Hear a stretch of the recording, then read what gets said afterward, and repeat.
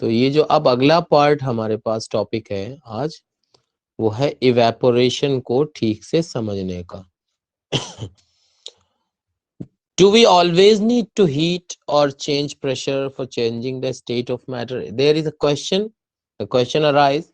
Why the question arise? First of all, थोड़ा सा पीछे जाते हैं। पीछे हमने क्या बताया था कि आप लोगों को हम सब डिस्कस किए थे कि या तो प्रेशर या फिर टेम्परेचर को बदलिए, हीट ज्यादा दीजिए, हीट दीजिए या फिर प्रेशर चेंज कीजिए ताकि मैटर की स्टेट बदल सके। Can you quote some examples from everyday life जहां पर स्टेट जो लिक्विड से वेपर में चेंज होती है बगैर बॉइलिंग पॉइंट पहुंचे हुए? एक बड़ा अहम क्वेश्चन है ये, ठीक है। आपको अपनी रोजाना की जिंदगी से कुछ ऐसे एग्जाम्पल्स समझने होंगे जहां पर हम चीजों को हीट नहीं दे रहे हैं और ना ही वो बॉइलिंग पॉइंट पे पहुंच रही हैं, उसके बावजूद लिक्विड से वो वेपर स्टेट में जा रही हैं। ठीक है, ऑब्वियसली बात चल रही है पानी की सबसे ज्यादा, वही वाटर। अब इसका जवाब भी समझ लीजिए। वाटर को जब भी आप खुला हुआ छोड़ देंगे, slowly changes into vapour. Okay, अब इसी का एग्जाम्पल है कि आप कपड़े धूप में डालते हैं तो कपड़े बॉयल होकर के उनमें से पानी बाहर नहीं निकलता, बल्कि आप धूप में डालिए अपने आप सूख जाते हैं। कभी आपने गौर किया, कभी सोचा इस तरह की कपड़े धूप में डालने पर सूख क्यों जाते हैं, वहां का पानी कहाँ चला जाता है? ठीक है, और जो पानी कपड़े में मौजूद है उसको आप बॉईल तो कर नहीं रहे कि जो धीरे जो सारे का सारा पानी उड़ गया।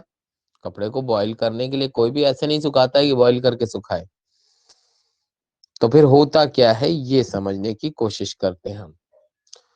हमको अच्छी तरह से मालूम है, we know that particles of matter are always moving and are never at rest.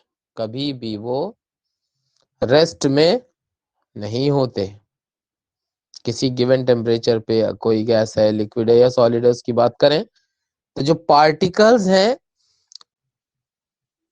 With different amounts of kinetic energy, जाहिर सी बात है अलग अलग स्टेट में काइनेटिक एनर्जी पार्टिकल्स की अलग अलग होती है, ये भी पढ़ चुके हैं हम लोग। तो इसका अब लिक्विड्स की अगर बात करें तो a small fraction of particles at the surface having higher kinetic energy is able to break away from the forces of attraction of other particles and gets converted into vapor। पानी का जो ऊपरी सतह होती है उस पर वहां पर जो मौजूद पार्टिकल्स हैं, ठीक है, उनको उनके अंदर काइनेटिक एनर्जी तेज होती है और जब सूरज की रोशनी उन पे पड़ती है तो काइनेटिक एनर्जी उनकी हीट और बढ़ जाती है और इतनी बढ़ जाती है कि वो पानी का सरफेस छोड़ के वाटर वेपर में तब्दील हो जाते हैं और जाके हवा में मिक्सड अप हो जाते हैं। इसका कहने का मतलब क्या है कि अगर पानी की भरी बाल्टी को आप धूप में रखिए, गर्मी के दिनों में तो पूरा पानी गर्म मिलेगा, जाड़े के दिनों में भी अगर पानी से भरी बाल्टी को आप धूप में रखते हैं तो आप दो चीजें ऑब्जर्व करिएगा।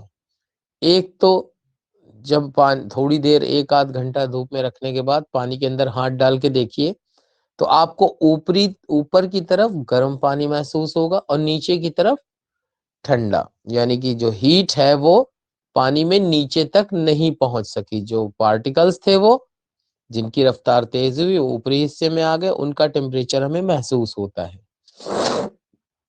ठीक है, दूसरा ये है कि अगर आप किसी तरह मार्क कर सकें उसको कि हमने इतना पानी बाल्टी में रख के छोड़ा है, एक निशान डाल दें, तो मुझे पूरी उम्मीद है कि दिन भर के बाद आपको उस पानी में थोड़ी सी कमी जरूर महसूस होगी। ठीक है, अब सवाल ये उठता है कि पानी की बाल्टी में तो आप नाप सकते हैं कि पानी उड़ गया हवा में, कपड़े से जो उड़ता है तो सवाल इसका जवाब ये मिलेगा आपको कि टंकी में जब आप पानी रखेंगे तो वहां पानी बहुत ज्यादा है। ठीक है, तो ऊपरी सरफेस से थोड़ा पानी अगर घट जाएगा, वेपर में बदल जाएगा, तो उतना महसूस नहीं होगा।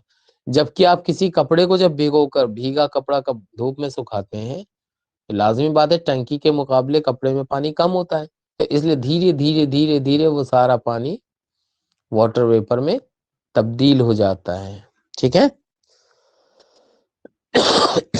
बताया भी है कि स्मॉल फ्रैक्शन जो है, मतलब टोटल जितने पार्टिकल्स हैं सब एक साथ निकल के नहीं भाग सकते, बल्कि कुछ कुछ ऐसे हैं जो कुछ ही हिस्सा बाहर निकल पाता है।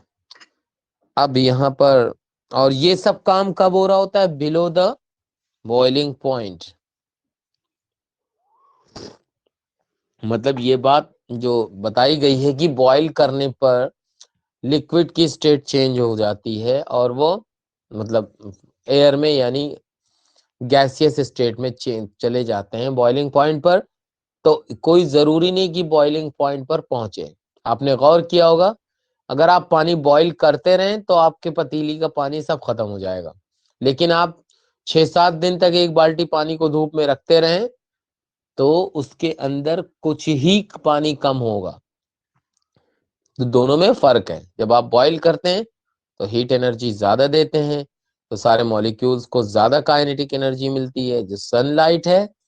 तो अब हीटिंग, जब बॉइलिंग शुरू ही होती है 100 डिग्री सेल्सियस से, और सूरज की रोशनी तो गर्मी में भी 50 डिग्री सेल्सियस से ज्यादा, 50 से 55, इससे ज्यादा रिकॉर्ड ही नहीं की गई। तो लाजमी बात है कि जो सूरज की रोशनी में कपड़े, ठीक है, सुखाएंगे तो वो धीरे धीरे वाटर वेपर ऊपरी सतह पे वाटर वेपर में बदलता रहेगा।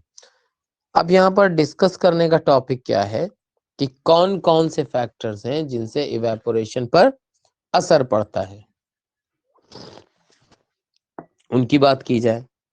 तो एक एक्टिविटी के जरिए ये समझने की कोशिश की जाएगी इंशाल्लाह। 5 ml पानी ले लीजिए टेस्ट ट्यूब में और उसको विंडो या फिर फैन के नीचे रख दीजिए। फिर 5 ml पानी लीजिए किसी ओपन चाइना डिश में, मतलब ट्रे टाइप का, and keep it near a window और अंडर अ फैन। फिर 5 ml पानी और लीजिए ओपन चाइना डिश और उसको कबर्ड के अंदर रख दीजिए या शेल्फ के अंदर रख दीजिए। ध्यान से ये सब जितने भी एक्सपेरिमेंट्स बताए जाते हैं उनमें ध्यान देना जरूरी है, और बेहतर होगा कि वालिदैन को बता के करें ताकि कोई गड़बड़ी हो तो आपकी पिटाई से बच सके और वालिदैन को भी पता रहेगा तो वो आपकी हेल्प करेंगे। ओके। तो कबर्ड में आपने जब पानी के एक चाइना डिश रखेंगे तो जाहिर सी बात है सवाल खड़ा होगा कि ये पानी प्लेट में भर के क्यों पहुंचा रही हो आप अपनी अलमारी, कपड़े की अलमारी के अंदर। अगर आप नहीं बताएंगे तो आपके पिटने के चांसेस ज्यादा हो जाएंगे। उसके बाद आपके पास अगर कोई ऐसा हिसाब हो कि आप रूम टेम्परेचर रिकॉर्ड कर लें, रिकॉर्ड द टाइम और डेज, वो लिख लिए कब आपने टाइम कितना दिया उसको ये सब करने के लिए। इन सारे केसेस में किस वक्त आपने शुरू किया वो टाइम नोट करिए, कितने देर के बाद या कितने घंटे या कितने दिन के बाद आपने उसको वहां से चेक किया वो नोट करिए। इसी को भी रिपीट, यही सेम एक्सपेरिमेंट आप 3 स्टेप्स में कर सकते हैं रेनी डे में, जब बरसात हो रही हो। गर्मी में कीजिए, बरसात में कीजिए, ठीक है। तो उसके बाद आपको जब जो आपके पास ऑब्जर्वेशंस हैं, जो आप देखते हैं, जो कुछ आपने देखा वो नोट करते जाएंगे तो आपको क्या पता चलेगा उसके बारे में यहाँ हम डिस्कस करते हैं। What do you infer about effect of temperature, surface area and wind velocity? 3 चीजें थी उसमें। पहला पहला क्या था, जब आप सनलाइट में रख रहे हैं तो टेम्परेचर बदल रहा है लिक्विड का, ठीक है। दूसरा, जब आपने पानी को चाइना डिश में रखा यानी खुली प्लेट में, चाइना डिश खुली प्लेट की तरह होती है, उसमें रखा तो उसमें सरफेस एरिया पानी का बढ़ गया। तीसरी बात,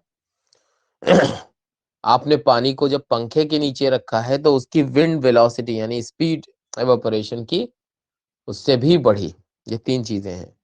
तो अब आप देखेंगे कि 3 प्रोसेस जो है रेट ऑफ इवेपोरेशन को अफेक्ट करते हैं। इवेपोरेशन को अगर तेज करना है तो 3 प्रोसेस हैं, 3 चीजें हैं। जैसे कि आप सरफेस एरिया बढ़ा दें, 1 किलो पानी एक बाल्टी में रखा जाए और 1 किलो पानी में एक चादर को भिगो दिया जाए। किसी तरह से वो पूरा 1 किलो पानी चादर एब्जॉर्ब कर ले, उसके बाद आप धूप में उसको डालिए। ठीक है, तो जाहिर सी बात है 1 किलो पानी अगर आप बाल्टी में रखे हैं तो सरफेस एरिया उसका कम है और चादर में सरफेस एरिया बहुत बढ़ जाता है, तो चादर जल्दी सूखेगी, आपका जो बाल्टी में पानी है वो जल्दी नहीं खत्म होगा। ठीक है, इसीलिए अगर आप कपड़ों को धो करके फैलाएं ना, खाली ऐसे ही रख दें, तो आपको क्या उम्मीद है कि कपड़े सूख जाएंगे?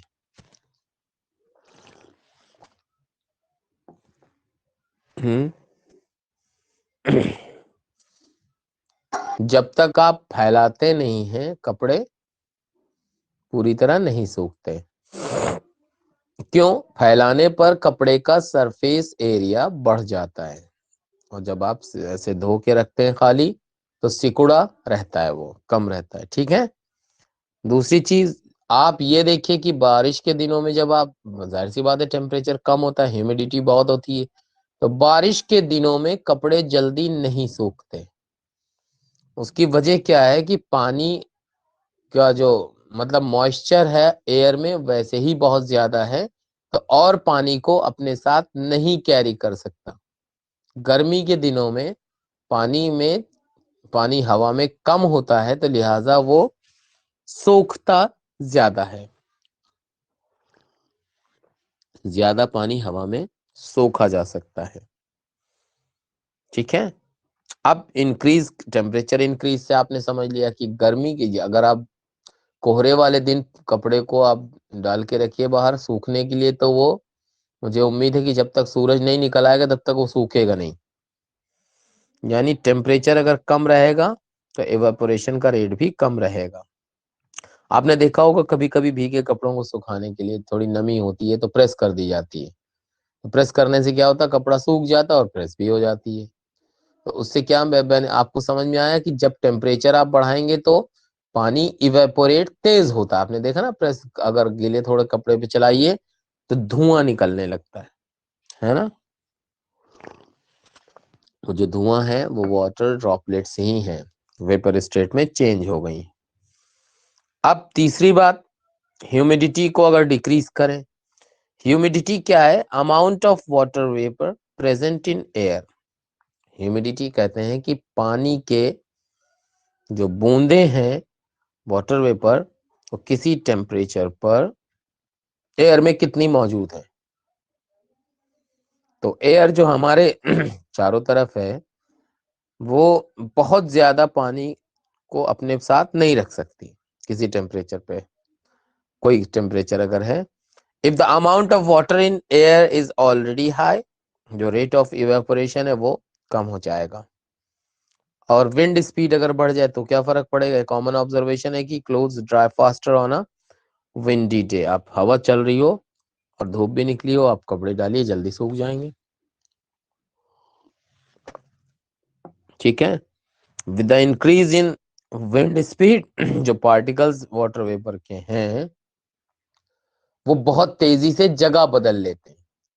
ठीक है, तो उससे क्या होता है, तेज हवा के जरिए वो एक जगह से दूसरी जगह जल्दी ट्रैवल कर जाते हैं, तो जहां पर आपका वेट क्लोथ है वहां पे फिर दूसरी और वाटर वेपर को मूव करने की जगह मिलती है। ठीक है, तो इससे हमने ये समझ में आया कि अगर हमें इवेपोरेशन का रेट तेज करना है तो हम 3 तरीके से कर सकते हैं कि हम सरफेस एरिया इंक्रीज कर दें, या उसका टेम्परेचर इंक्रीज कर दें, या फिर ह्यूमिडिटी को डिक्रीज कर दें, और चौथी एक और इम्पोर्टेंट चीज है कि हवा तेज हो। अब आई बात एवेपोरेशन कूलिंग। हाँ, how does evaporation cause cooling? Common experience की बात है कि पानी की बूंदें जब जिस जगह से हट जाती हैं, मतलब कोई चीज आपने भीगी रखी, वो जब सूखती तो आसपास के एरिया को ठंडा कर देती है। कैसे, उसके बारे में बात करते हैं। देखिए, ओपन वेजल लीजिए, वेजल का मतलब बर्तन लीजिए, ठीक है, और the liquid keeps on evaporating. किसी खुले बर्तन में, कोई भी बर्तन खुला हो तो उसके अंदर इवेपोरेशन, उसका लिक्विड का सरफेस बहुत तेजी से होता रहता है। जो पार्टिकल्स हैं लिक्विड के,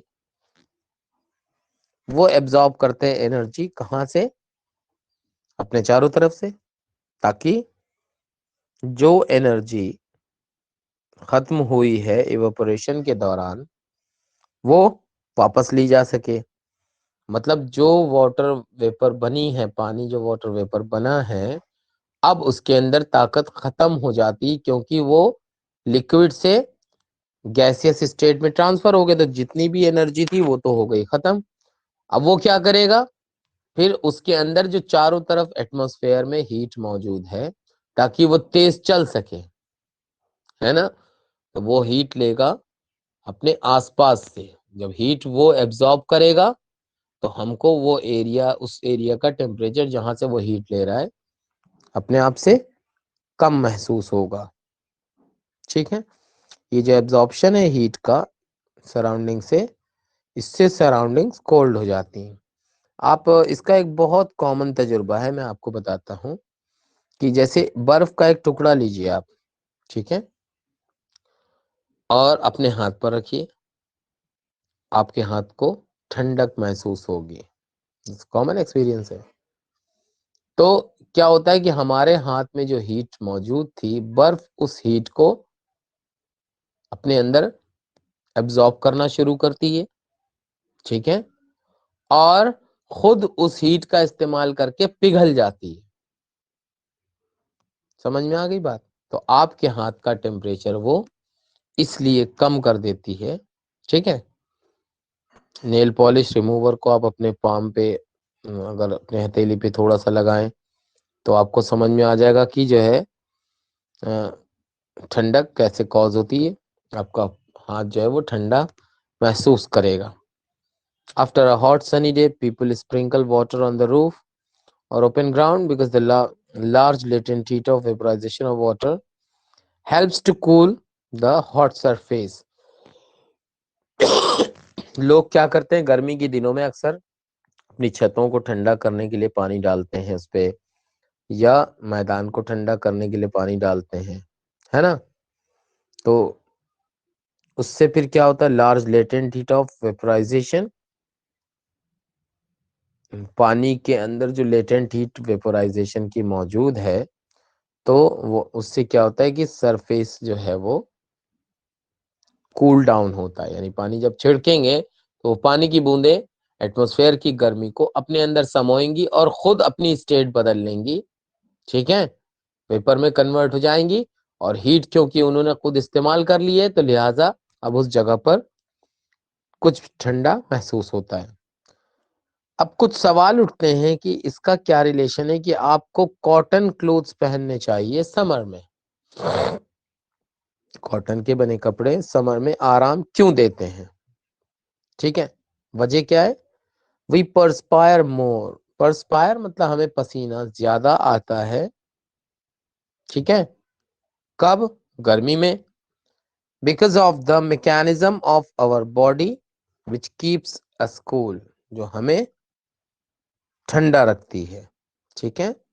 we know that during evaporation, जो पार्टिकल्स हैं सरफेस के, वो लिक्विड, सरफेस ऑफ लिक्विड के जो पार्टिकल्स हैं वो गेन कर लेते हैं एनर्जी सराउंडिंग से, और बॉडी सरफेस और चेंज हो जाते हैं वाटर वेपर में। जैसे पसीने की बूंदें जब बाहर निकलती हैं गर्मी के दिनों में, तो वो पसीने की, धीरे धीरे पसीना सूख जाता है, पसीना सूखता है मतलब वाटर लिक्विड स्टेट में है, अब वो वेपर स्टेट में चला गया और उड़ गया हवा में, तो हमें ठंड महसूस होती है, ठीक है। अब हीट एनर्जी जो होती है हमारी बॉडी से निकलती है, वो लेटेंट हीट ऑफ वेपराइजेशन के बराबर होती है। हमारी बॉडी से जितनी हीट उसने ली है, तो मतलब ये है कि उसको वेपर में बदलने के लिए जो ताकत चाहिए वो उतनी हीट हमारी बॉडी उसे सप्लाई कर देती है और बॉडी ठंडी हो जाती है। अब कॉटन क्या होता है कि गुड एब्जॉर्बर है वाटर का, उससे क्या करता है वो स्वेट को एब्जॉर्ब करता है पसीने को और उसको एक्सपोज करता है एटमॉस्फेयर में, आसानी से इवेपोरेशन हो सके इसलिए। तो कॉटन क्लोथ में हमारा जो पसीना है वो खुद सोखेगा और उस पसीने को एटमॉस्फेयर में सुखाने में मदद करेगा, तो हमारी बॉडी को कूल फील होता है। Why do we see water droplets on the outer surface of a glass containing ice cold water? अब आप बहुत ठंडा पानी अगर किसी ग्लास में रखें तो आपको पानी के मतलब जो जिस भी बर्तन में ग्लास में आपने रखा है तो बाहर की तरफ पानी की बूंदें दिखाई देती हैं, ठीक है, अच्छा खासा। क्यों ऐसा होता है?